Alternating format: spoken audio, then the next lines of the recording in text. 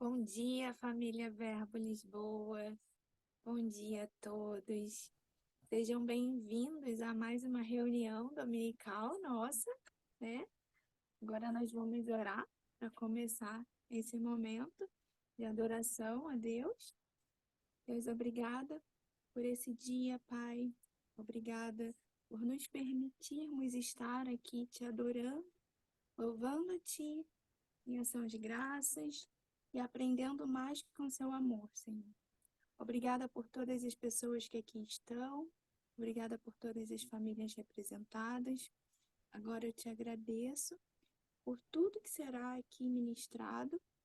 Em nome de Jesus. Amém.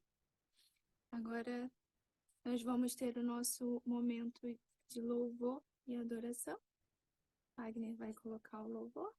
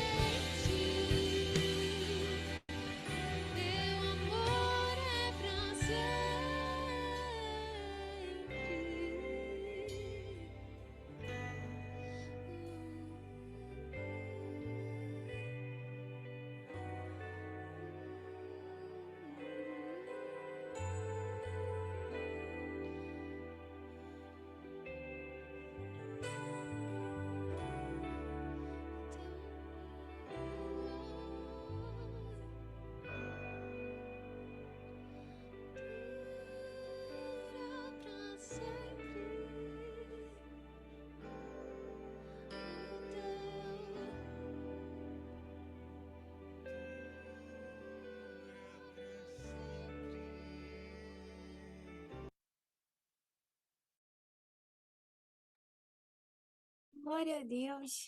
Ai, como Deus é bom, né?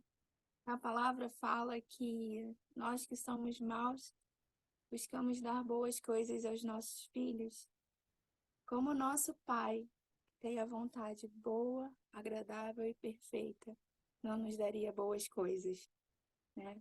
Então, nós só temos que agradecer por sermos resgatados, cuidados e amados por Deus, né? Glória a Deus por esse louvor, pela vida de cada um que aqui está. E antes de nós começarmos na palavra, perguntar se nós temos visitantes aqui. Temos a família do Gustavo, a Júlia, né? São visitantes, sejam muito bem-vindos. Vou fazer uma oração pela família de vocês. Que bom estar compartilhando com esse momento com vocês, viu? Deus, muito obrigada, Pai, pela família do Gustavo, a Júlia, pela essa pequena bênção que eles têm. Obrigada, Pai, por você ter trago eles para compartilhar desse momento com a gente. Deus, eu declaro as bênçãos que já estão prontas no céu para eles, que eles estejam sempre no centro da sua vontade, e os olhos e os ouvidos espirituais deles estejam voltados, Pai, para o que você tem para eles.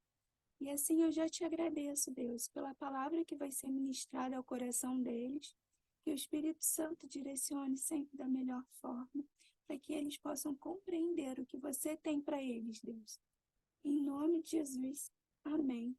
Eu também quero fazer uma oração aqui pelos aniversariantes da semana. E foi o Eduardo, a Cris e a Rosângela. Então, são pessoas muito queridas que estão aqui conosco na Igreja Verbo. E eu quero agradecer a Deus pela vida deles.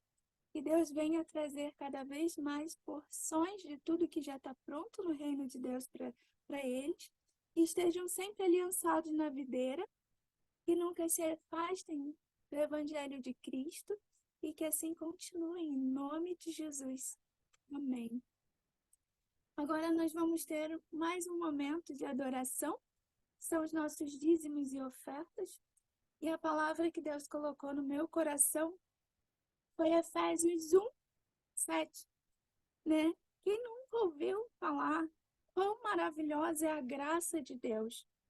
E quando Deus colocou essa palavra no meu coração, a palavra que saltou aos meus olhos foi a graça de Deus. Nós agraciamos porque nós aprendemos assim com o Pai. Então, na hora que nós damos os nossos dízimos e nossas ofertas, nós transbordamos a graça dele. Nós abençoamos. E quando vocês vão convivendo conosco aqui na Verbo, vocês vão ver, nós temos a escola de negócios, nós temos a escola sobrenatural. Na escola de negócios fala que Deus paga pelo que ele encomenda. Então, o Senhor, ele trata o nosso coração, ele nos permite ser como ele, abençoadores e agraciados.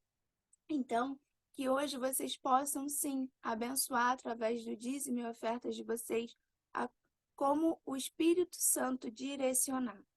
Porque é assim que o Pai faz. Ele direciona, ele traz resposta e ele confirma o nosso coração. Então, se vocês forem fazer o valor de dízimo e oferta, só pedir para pôr 0,1 ou como centavos para quem está no Brasil, ou então como cêntimos para quem estiver aqui em Portugal. E que vocês possam guardar essa palavra no coração de vocês, que quão maravilhosa é a graça de Deus, né? E nós não temos nada que nós possamos fazer para nós alcançarmos essa graça. O amor dele nos envolve de uma maneira estrondosa. E agora, eu agradeço a Deus também pela vida do nosso querido Daniel Larinho, que é quem vai trazer a palavra hoje, né? Deus, obrigada, Pai, por esse momento. Obrigada pela sua graça sobre a vida do Daniel. Que o Senhor possa transbordar a vida dele agora com a sua palavra, trazendo sempre ao coração dele o que a boca dele vai falar, que é a sua vontade, Deus. Obrigada pelo seu Filho, com a mente, os ouvidos, o coração, sempre voltados para ti, Pai. Assim eu te agradeço, em nome de Jesus, pela palavra que vai ser ministrada e pela vida do Daniel. Amém. Obrigado, Carol. Bom dia a todos, queridos irmãos aí de Lisboa. Para mim é um motivo de muita alegria estar com vocês aqui. Feliz por ver Carol aí já nativa, né? Telzinho não deve ter nem um mês, eu acabou de passar, mas já está nativa, forte, servindo ao Senhor, né? Como uma boa serva. É, Honra a Deus aí pela vida de vocês, Alexandre, Luciana, não sei se o Guerra está aí também. É, Enfim, bom revê-los, irmãos, bom revê-los. Estamos a um, a um oceano de distância, mas fisicamente, mas espiritualmente estamos na mesma sintonia, né? Para quem não me conhece, eu sou Daniel Vilarinho, o marido da Bárbara, o pai do Bento e o pai do Filipe agora. O Filipão está na barriga da sua mãe nesse momento, sendo formado, sendo gerado, né? Glórias a Deus. A família está crescendo e aqui a gente só tem motivos para agradecer ao nome do Senhor, né? Ele tem sido misericordioso, bom aqui com a nossa família, né? E mais um homem para fazer a diferença nesse mundo. Estamos precisando, né, irmãos? Precisamos de varões valorosos, né? Homens que se coloquem à disposição do reino para estar pregando, para estar indo, né, pregando o evangelho, se posicionando como um verdadeiro agente do reino de Deus, agente dos céus. Queridos, eu vou compartilhar aqui uma palavra que o Senhor tem colocado no meu coração nesses tempos de busca. O Senhor tem colocado muito ao meu coração esse desejo, né, de aperfeiçoar os santos, né? A nossa missão aqui na Terra é de sermos aperfeiçoados, vivemos como verdadeiros discípulos do Senhor, e vocês, da Verbo Lisboa, têm se levantado, se colocado adiante de Deus, diante do seu trono, entendido a sua missão como um corpo, né? E estando juntos como igreja, ouvindo e falando como verdadeira voz profética. Mas para isso precisamos, antes de qualquer coisa, sermos aperfeiçoados, precisamos reconhecer a nossa natureza caída, e nos revestir do novo homem, para que possamos de fato estar diante do Senhor, agindo de acordo com o seu propósito, com a sua missão na nossa vida. Eu não tenho tanto tempo assim, acho que tem 1 ano e meio aí que eu fui para Portugal e eu pude sentir algo um pouco mais despertado do que da penúltima vez que eu fui para aí. A penúltima vez que eu fui para aí, eu senti uma terra muito, mas muito fria. E da última vez, né, eu senti espiritualmente ainda um continente, né? Nós sabemos, né, de tudo que aconteceu, né? Mas eu já senti algo acontecendo nesse país, né? No continente europeu, né? E eu tenho certeza que vocês são parte disso, né? Eu tenho certeza que grandes homens e mulheres de Deus têm pisado nesse solo para trazer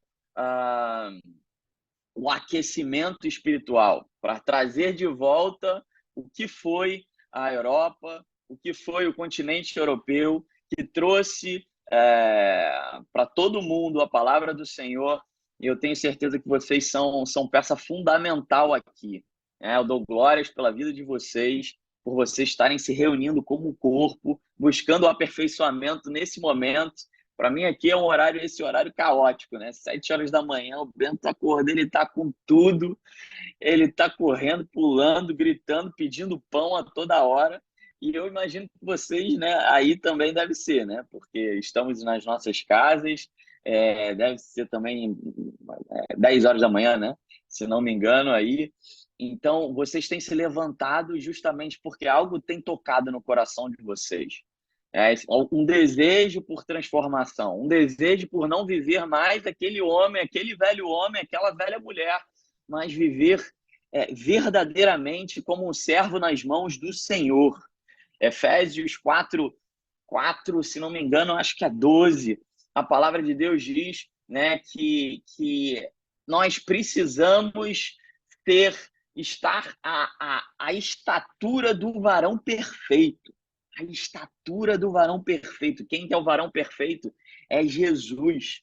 Então, a nossa meta ela não é baixa, a nossa meta é alta, por isso temos que entender essa nossa responsabilidade e, a partir daí, agir, irmãos. Agir como vocês estão agindo aqui e como vocês vão agir, como nós vamos agir durante toda a nossa semana, como verdadeiros generais de Cristo prontos para a batalha, né? Eu ontem estava vendo aqui uma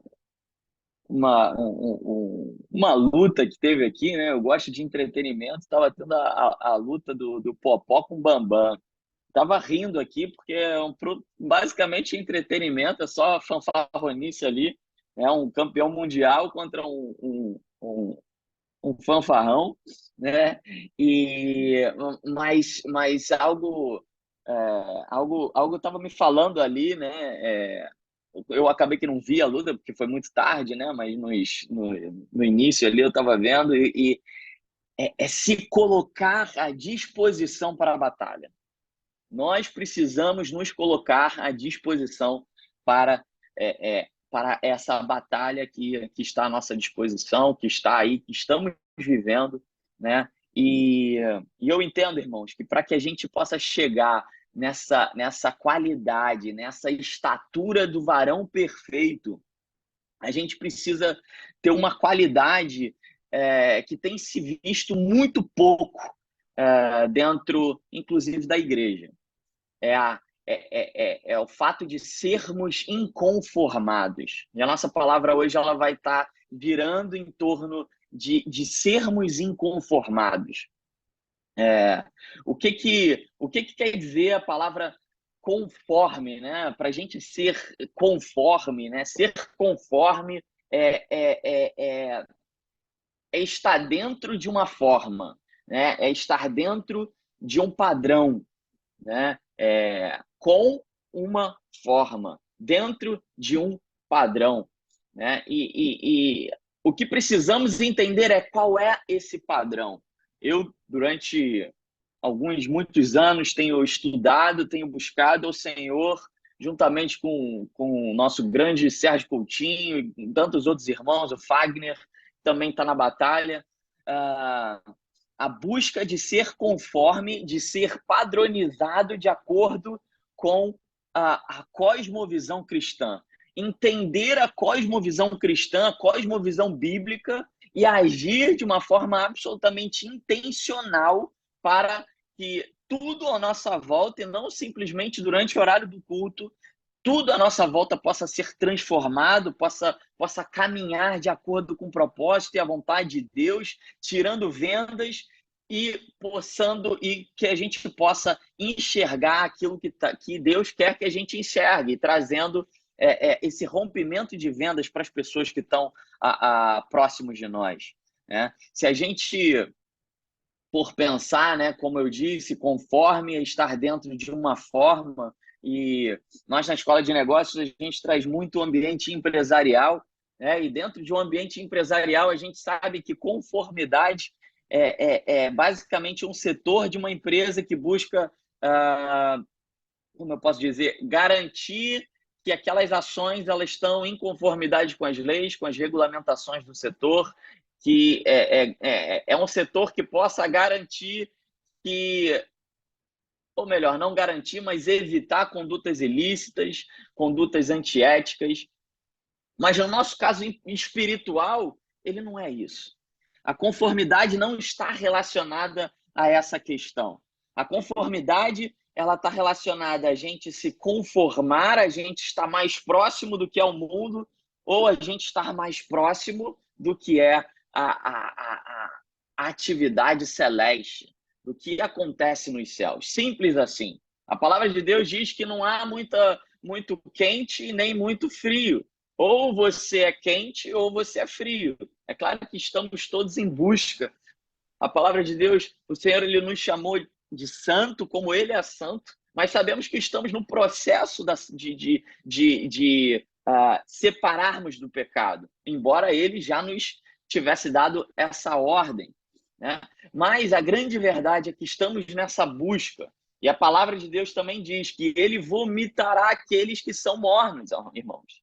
Então, diante disso, eu acredito que não há muito meio termo, né? Há basicamente o cristão que é conforme a vida celeste e o cristão, ou que está tentando ser, e o cristão, ou melhor, e a pessoa que não é cristã, né? Mas é a pessoa do mundo, que muitas vezes se diz cristão, mas é a pessoa que tem se conformado, é a pessoa que tem se padronizado com aspectos do mundo, né? Romanos 12:2 é um texto que a gente gosta bastante de ler na escola de negócios. A palavra de Deus diz que não vos conformeis com este mundo, mas transformai-vos pela renovação do nosso entendimento, né? Não vos conformeis com este mundo, um mundo que jaz no maligno, que há centenas, milhares, milhões, bilhões de informações e de mecanismos para que nós possamos nos moldar a esse mundo,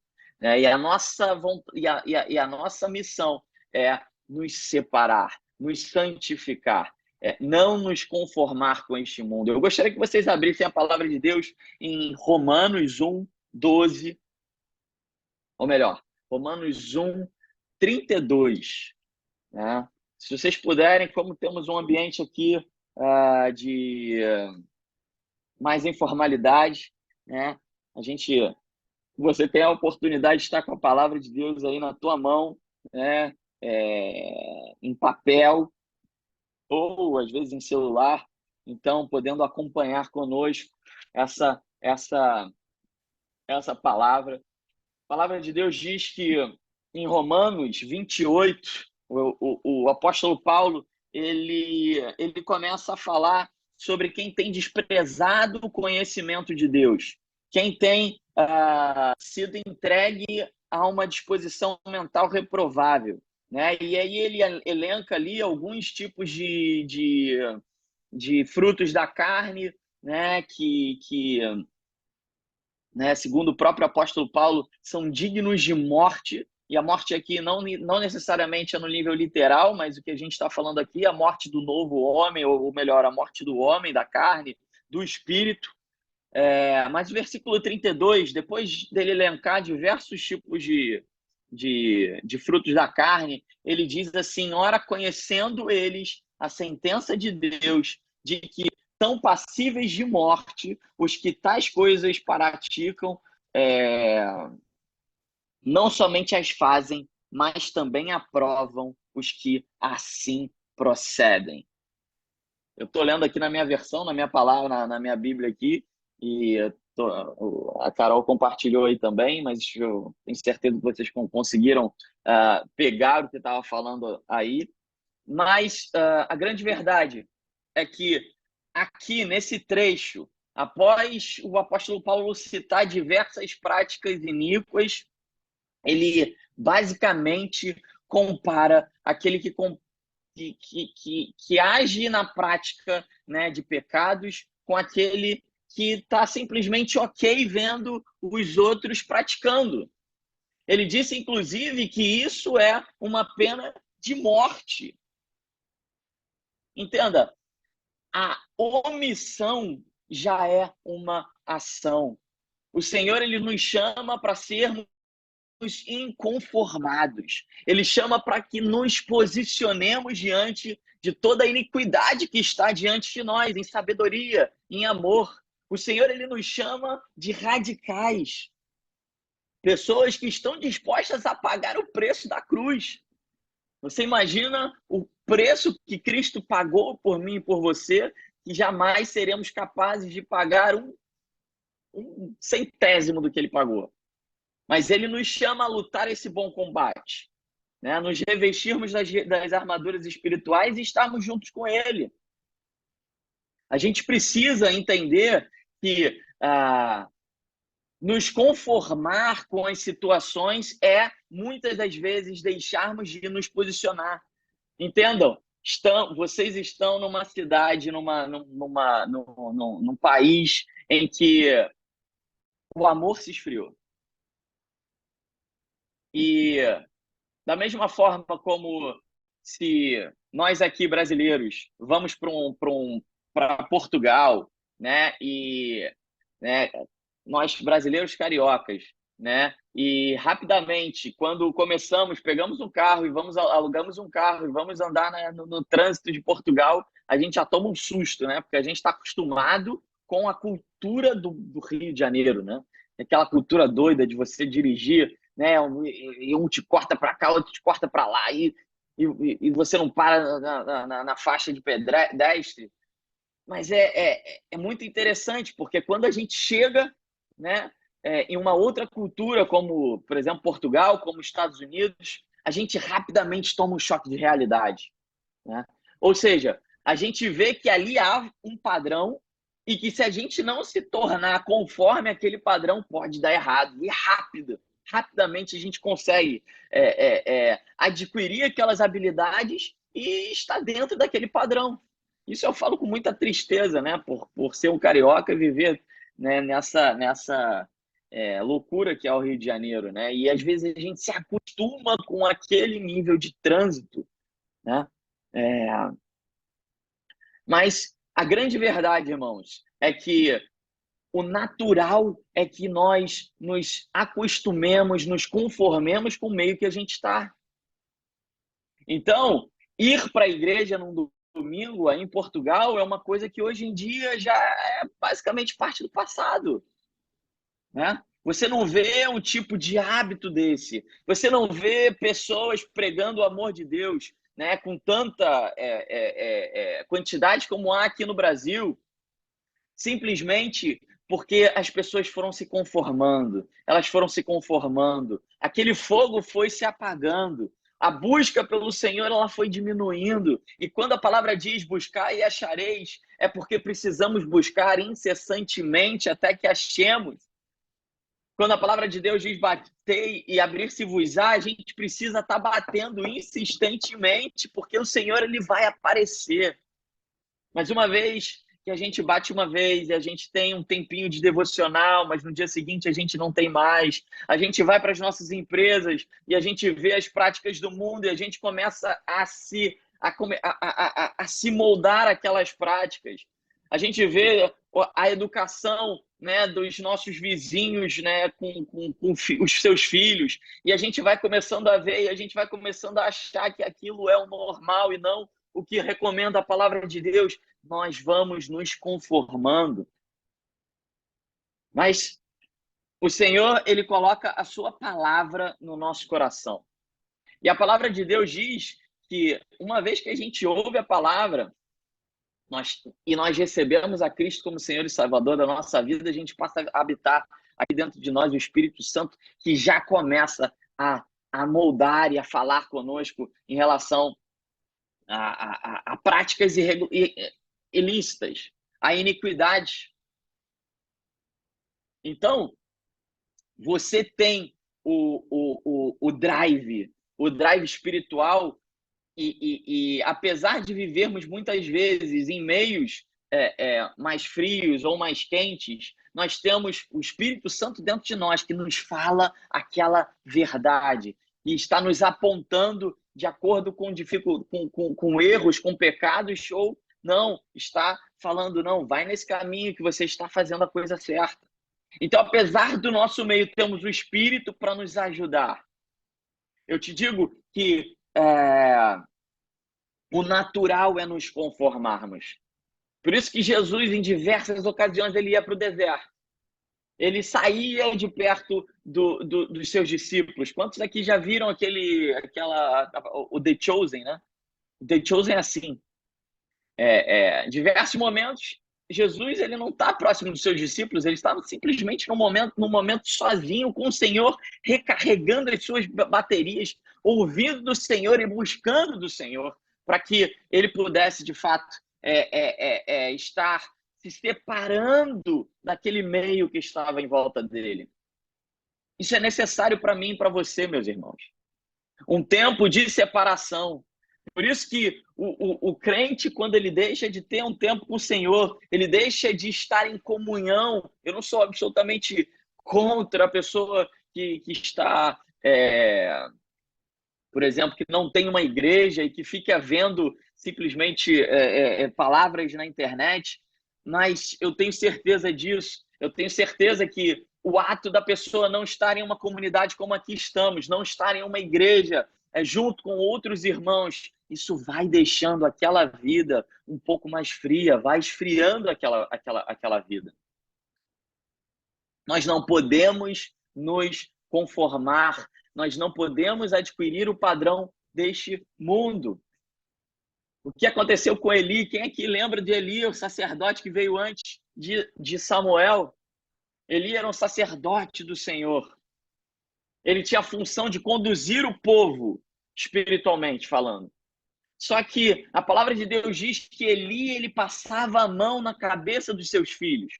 E diante de tanta iniquidade que seus filhos faziam, né? E Eli não agindo, né, em disciplina, não disciplinando os seus filhos, não corrigindo os seus filhos. A palavra de Deus diz que Eli foi destituído e houve morte para com a sua descendência.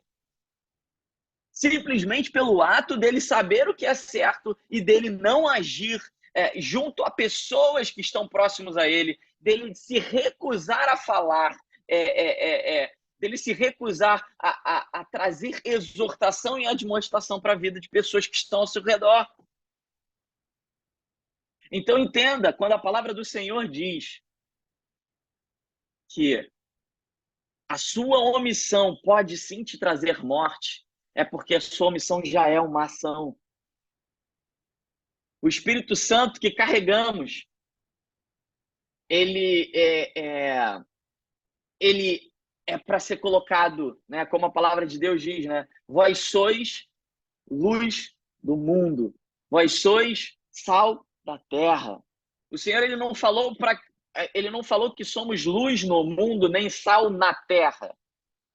Se fosse assim, ele estava tranquilo em sermos mais ou menos vagalumes. Então, se somos sal no mundo, não tem problema. Uma vez a gente dá o sal, né?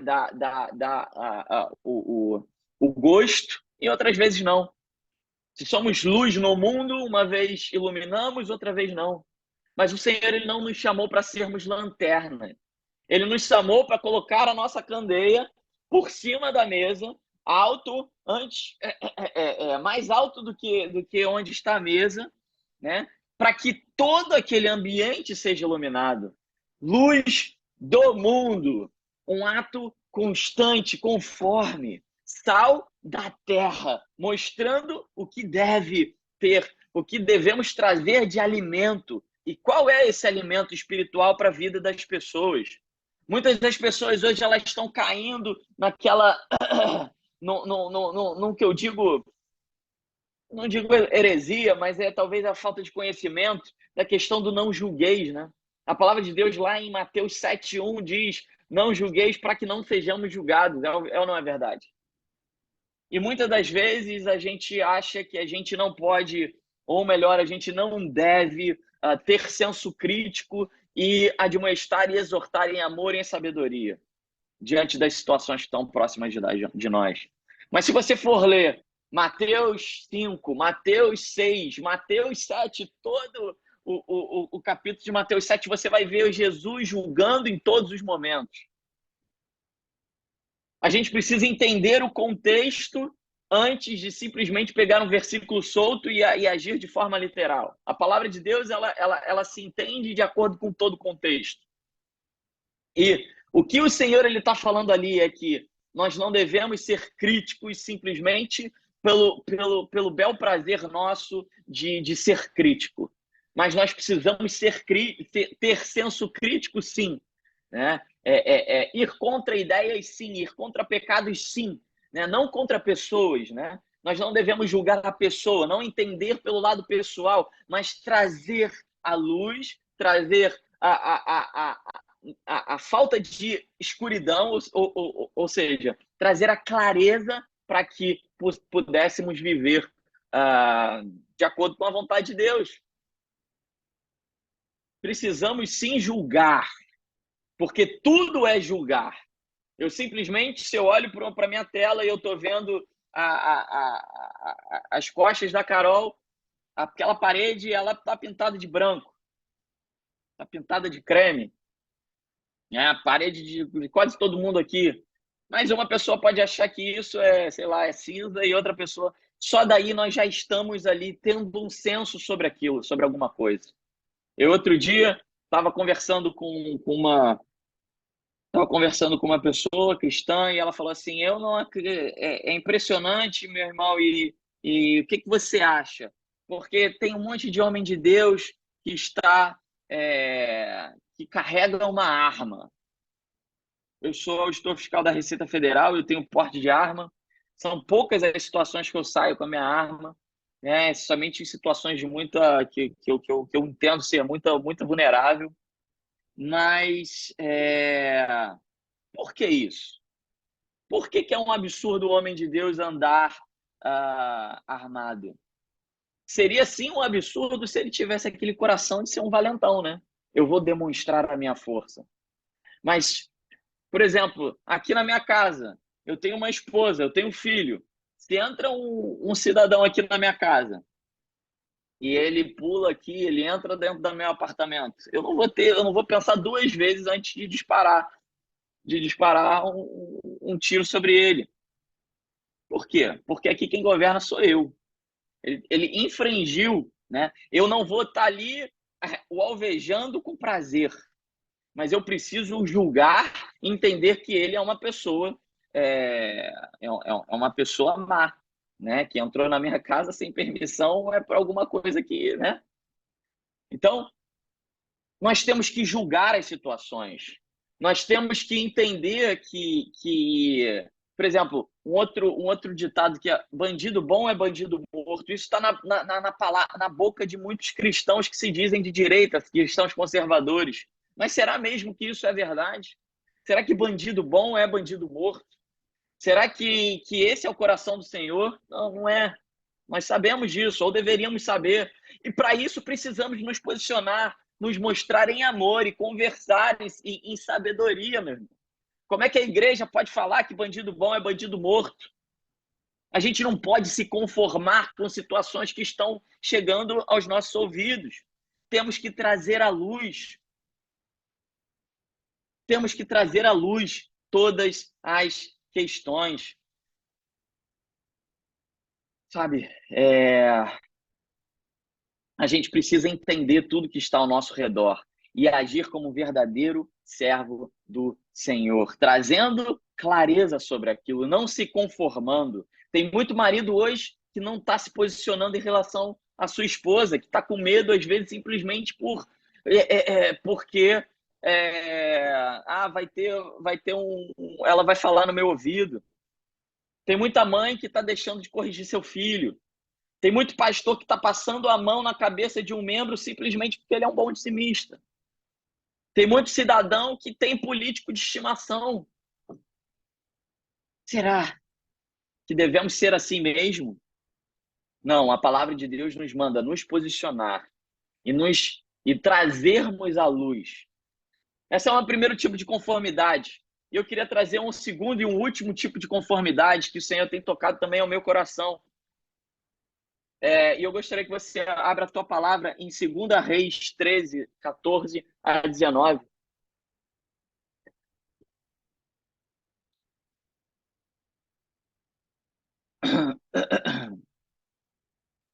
Em 2 Reis 13, 14 a 19, a gente vê a história de Joás.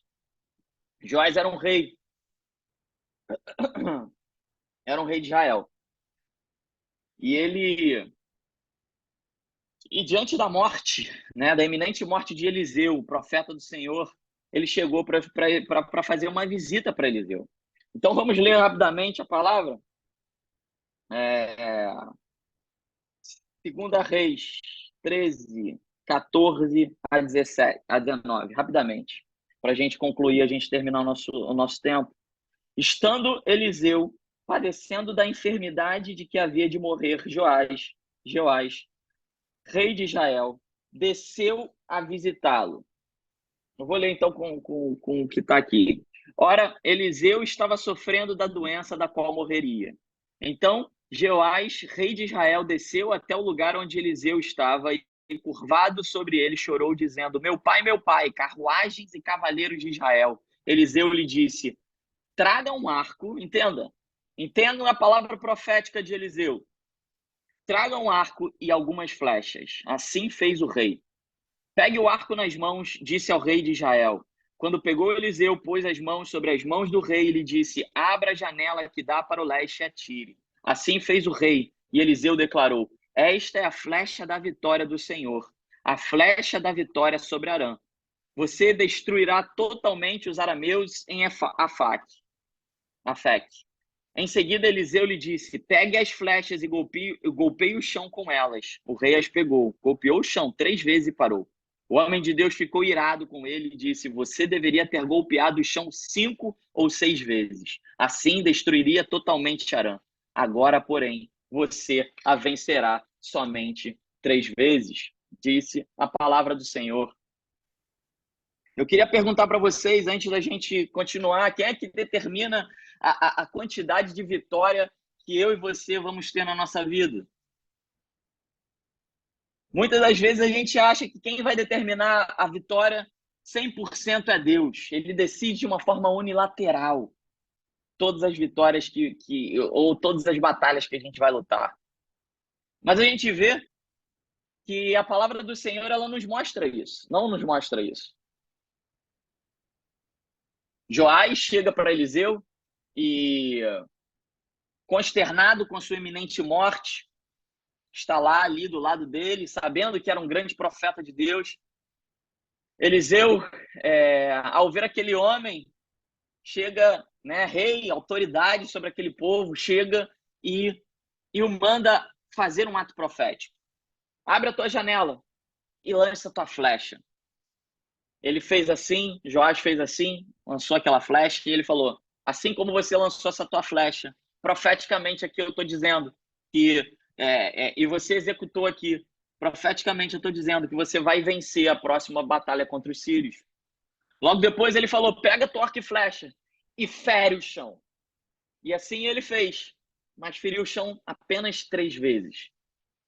A minha palavra, na minha Bíblia, a palavra de Deus diz que ele se indignou. Elias se indignou quando Joás lançou aquela flecha somente 3 vezes no chão, dizendo que ele tinha que lançar pelo menos 5 a 6 vezes. Né? E disse que a quantidade de vitórias que ele teria seriam apenas 3, porque profeticamente foi assim que ele agiu. A grande verdade é que achamos muitas das vezes que a vitória ela vem simplesmente do Senhor. E a gente se conforma com algumas situações. Mas o texto nos mostra, né, que Deus ele pode nos dar sim uma promessa, pode nos dar sim uma orientação, pode nos dar sim uma palavra profética, mas que eu e você, nós temos a possibilidade, né, a oportunidade de diminuir, né, o desfrutar de tudo aquilo que Deus definiu para nós. Sabe, meus irmãos, tem muita gente hoje parando antes da hora de parar. E eu digo isso para vocês. Esse é o momento em que vocês têm se levantado como igreja. O Senhor certamente tem dado palavras proféticas para vocês, né? Principalmente para a direção dessa igreja e para todos os membros aqui que estão. Então, receba a palavra do Senhor e entenda a palavra do Senhor, né? Não como Joás, que ele se conformou diante daquilo que ele estava vendo. Ele simplesmente, diante daquilo que estava vendo, ele lançou a flecha 3 vezes no solo. E para ele achou que estava tudo bom. Mas Eliseu era um inconformado. Eliseu dizia, né, que provavelmente assim ele não viveria em outras vitórias além das 3. Eliseu entendeu que aquele ato dele lançar poucas flechas ali estava decretando possíveis derrotas futuras para Joás. Joás achou que estava bom tudo aquilo. Talvez hoje você esteja vivendo um momento em que Deus tem falado com você. Mas o Senhor, ele te manda hoje ir mais adiante, não se conformar ainda com o que você tem. Lembra que eu falei? Batei e abrir-se-vos-á, buscar e achareis. O quanto que você tem buscado e o quanto que você tem achado. Não, Deus, eu tenho vivido uma vida boa, Senhor. Obrigado financeiramente, ministerialmente. Mas será que só isso basta? Será que o Senhor, ele não quer ainda te colocar, levar em você a um nível mais profundo ainda? Será que é momento de você parar diante daquilo que você tem visto? Ou será que é no momento de você continuar se revestindo como um verdadeiro general, não como um enfermo, como aquele menininho que está recebendo leite, mas chegar, bater na porta do inferno e falar assim: as portas do inferno não prevalecerão. Eu vou viver aquilo que o Senhor tem para mim. Meus irmãos, Gideão foi um homem que assim ele fez. Gideão, ele era um grande inconformado, ele chegou até a questionar um anjo. Chegou um anjo falando: Gideão, você é o cara, você vai fazer grandes coisas, você vai ser um vitorioso. E Gideão chegou para aquele anjo e falou assim: como assim eu vou ser um vitorioso? Porque isso não tem acontecido diante. Eu tenho visto o nome de Deus ser colocado debaixo de pedras. O que está acontecendo? Aquele Deus de Moisés parece que não tem acontecido. Você imagina Gideão. Deus chega para ele e fala: Gideão, você vai ser um grande cara. E Gideão fala assim: beleza, Deus, mas eu não tenho visto, eu preciso de fato ter um grande cara, eu preciso, ou melhor, eu tenho grande expectativa sobre aquilo, eu quero ver Israel viver como uma verdadeira terra. Aquela terra que os nossos pais tiveram grandes profecias. Ele era um grande inconformado, Gideão, tantos outros inconformados, Davi era um grande inconformado, ele lutou contra urso, contra leão, e muita gente acha que Deus ele capacita os escolhidos, mas não é verdade, irmãos. Gideão, assim, Gideão, e Davi eram homens que se prepararam para chegar para aquele momento, e eles eram inconformados. Qualquer um poderia vencer no lugar de Davi, se simplesmente tivesse se colocado naquela atitude. Quem é esse filisteu diante do exército do Deus vivo? Ele era um inconformado, ele não se conformou com um gigantão lá falando mal de Deus e falando mal do seu povo. Simples assim.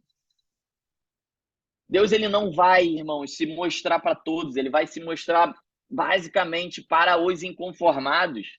É aquele que, Deus, eu quero mais, Senhor. Eu quero mais, Senhor. Isso é algo que nós precisamos todos, irmãos. Eu gosto sempre de falar isso. Quando Deus dá uma palavra para alguém, traz uma palavra, essa palavra primeiro é para ele, para a pessoa que está pregando, do que para os outros. Essa palavra primeiro para mim, eu preciso cada vez mais ser mais inconformado, buscar mais o Senhor, ter mais apetite, mais sede, mais fome, porque essa é a vontade de Deus para nós. E grandes coisas vão acontecer. A gente precisa aceitar nada menos do que a plenitude de Deus. Qual é a vida que você está tendo hoje?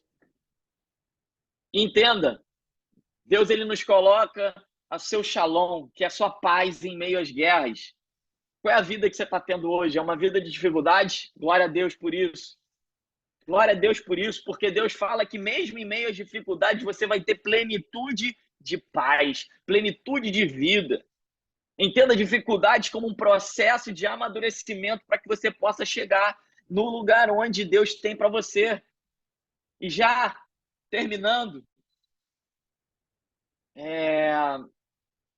precisamos entender, assim como Eliseu, que era basicamente um homem inconformado, que colou em Elias e falou assim: Elias, você sabe o que eu quero?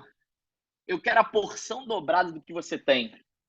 Vocês imaginam Elias, irmãos? Elias era praticamente, para o povo judeu, Elias era praticamente um deus. E Eliseu, ele teve a audácia de falar que queria a porção dobrada de Elias. Não foi à toa que o Senhor chamou Eliseu para ser um profeta.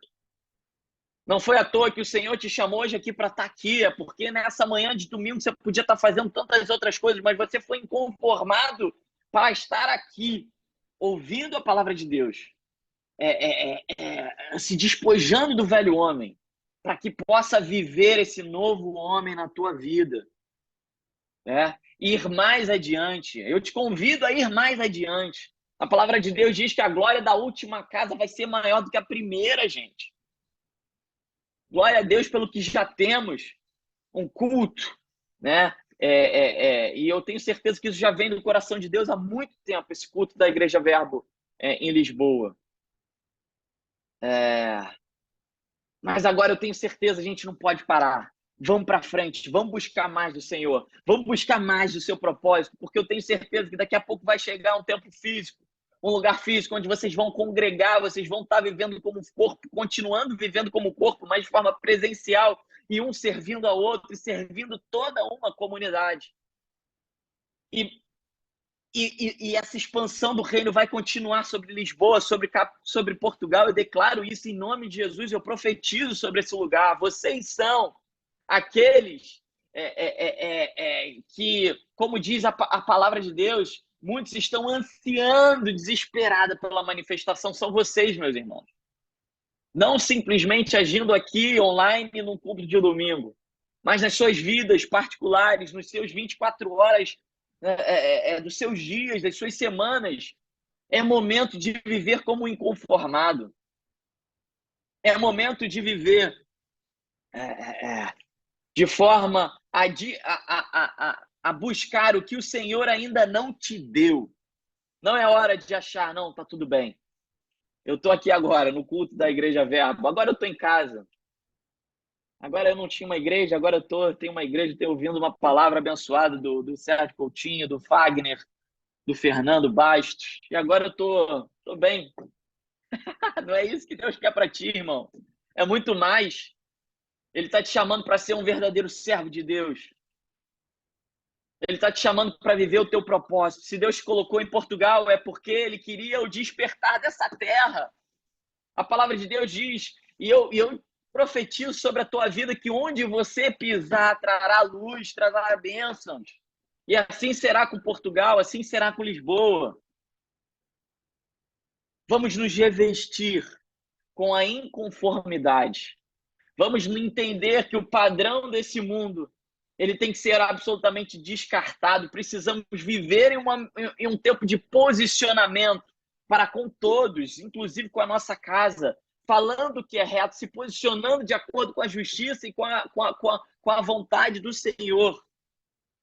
E juntos, entendendo que o que temos hoje não é o bastante. Há muito mais. Você sabe quem é o Deus Todo-Poderoso. Você sabe quem é o Deus onipotente, onisciente, onipresente. Você sabe que Ele criou o céu, terras. Ele nos criou. E você sabe que você é um ser ínfimo perto de tudo aquilo que Ele tem te proporcionado. Então, por que você parou? Por que nós paramos de buscar? Por que estamos adotando uma rotina espiritual e não uma falta de rotina? Porque aquele que tem fome, ele come tudo e ele busca tudo que está na sua frente. Ele não vai esperar o almoço, ele vai começar a comer aquilo. Se está ali na frente dele, ele vai voar em cima daquela mesa. A história da nossa casa, a história da nossa vida, a história sua, meu irmão, ela não vai ser definida pelo que já foi, ela não vai ser definida pelo teu presente, pelo que é hoje, mas pela decisão que a gente está tomando aqui, em relação ao que vai ser daqui para frente. Eu gostaria que você fechasse seus olhos aí na sua casa. Onde você estiver, não sei onde é que você está, mas se o Senhor ele tem algo muito grande para a sua vida, eu tenho certeza disso. Você não está aqui à toa. Feche teus olhos, se coloca diante do Senhor em posição simplesmente de humildade. se quebranta diante dele, porque o Senhor, ele ama um coração contrito. Eu não sei como você está, se você está sentado, se você está de joelhos, se você está em pé, mas o Senhor, ele quer saber do teu coração. E ele só quer que você coloque o seu coração disponível para ele nesse momento.